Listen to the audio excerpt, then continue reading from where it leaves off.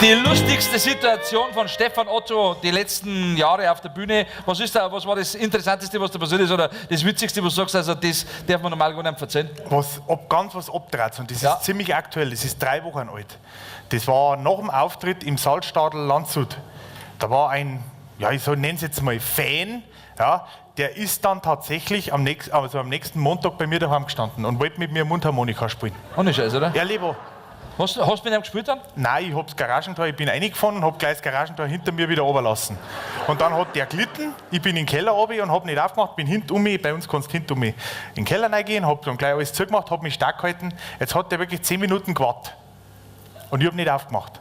Dann kommt meine Frau mit den Kindern heim. Jetzt ist er da hin.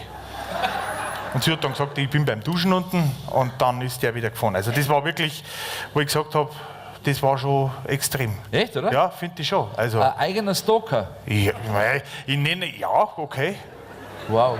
Stalker. Ja, hey, Vogelwild, verstehst du, der steht auf einmal da und war ja ein komischer Typ.